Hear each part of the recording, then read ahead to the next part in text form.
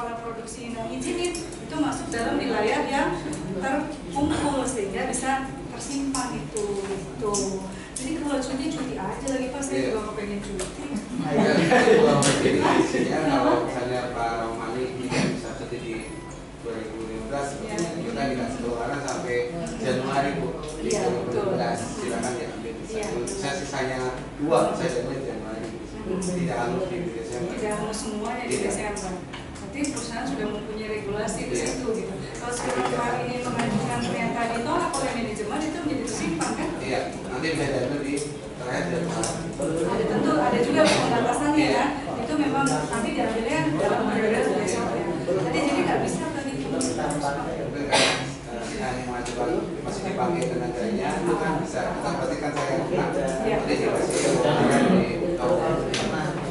Jadi jadi nanti jangan kemudian dikumpulin hari 10 tahun jadi 60 hari 2 bulan nggak masuk ngurus warisan dari Pak Jestoman itu seperti itu. Makanya sekarang sebenarnya tadi kan prinsip komunikasi itu adalah hal yang utama ya. Kalau memang sepanjang komunikasi kan sekarang gini, ketemu dengan pihak pimpinan perusahaan itu diwakili oleh HRD kan, kemudian oleh GE itu adalah merupakan penjembatan ya, penjembatan bagaimana teman-teman bisa bicara dengan pihak manajemen. Teman-teman semua pekerja ini nggak semuanya kan bisa kan berbondong-bondong ketemu dengan pihak manajemen, diwakili oleh pengurus serikat pekerjanya mengkomunikasikan. Artinya di sini tentu wadahnya adalah seperti apa? Mungkin pertemuannya rutin dalam 1 bulan berapa kali Bapak? Pertemuannya?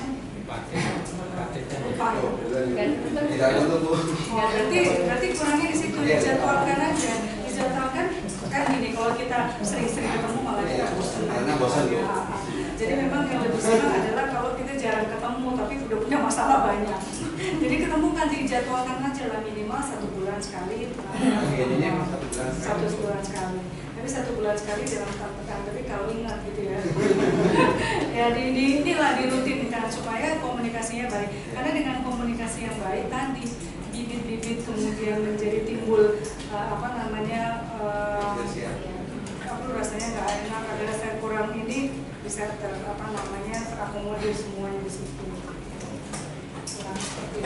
Ini nggak ada yang pingsan ya kalau sampai dari sini belum selesai. Bisa untuk cuti tadi ya, saya tambahkan. Jadi kalau cuti tahunan itu sebetulnya dasarnya itu setiap bulan kita dapat libur 1 hari, ya. Tapi nggak mungkin begitu, makanya biasanya diambil pada hari terakhir, masuk kerja kita awal Januari, terus setiap bulan Januari dapat 1, Februari 1, dikumulatif sampai Desember 12. Nah itu bisa diambil pada Januari tahun yang akan datang, tahun 2015. 2016 kita punya hak 12 hari. Nah 12 hari tadi kan dipotong cuti bersama 6 hari. Berarti yang kita bisa gunakan secara pribadi untuk pribadi hanya 6 hari. Tapi itu masih bisa dikasih kesempatan 6 bulan penggunaannya. Berarti Januari sampai dengan Juni.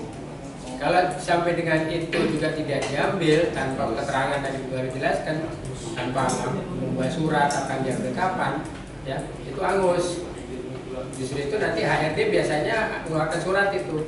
Setahu saya setiap akhir tahun itu perusahaan mengeluarkan surat bahwa cuti Anda itu akan habis pada tahun ini, pada bulan ini. Karena sesuai dengan tanggal masuk, setiap orang beda-beda kan Pak ya.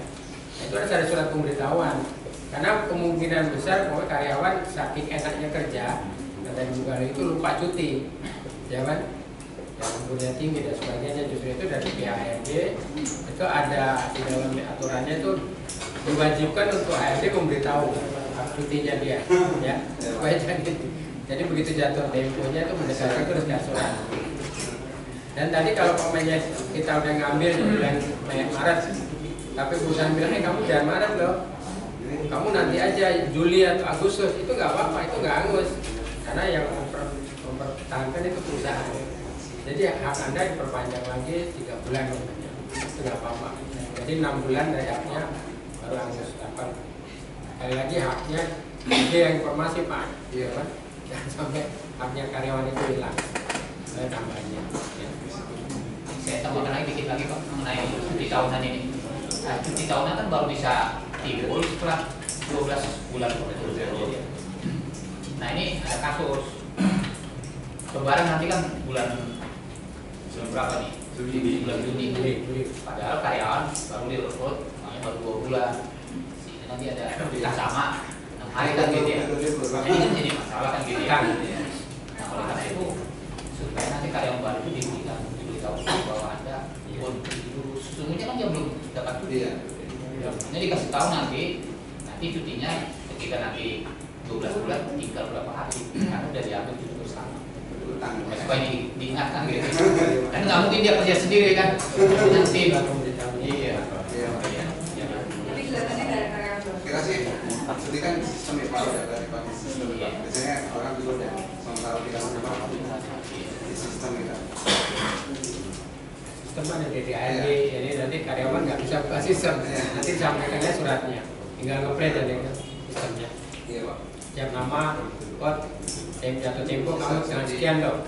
Jadi dari situ kan dia nggak atasannya Pak, ini saya jatuh tempo ini loh. Jadi mungkin di bulan-bulan ini saya akan cuti kan gitu pengaturannya. Jadi nanti atasan juga bisa setting kan. Nggak mungkin waktunya berbarengan.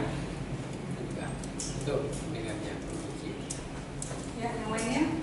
Jangan mudah. Ini terkait dengan cuti juga untuk contohnya karyawan resign. Dia resign itu di bulan 3 atau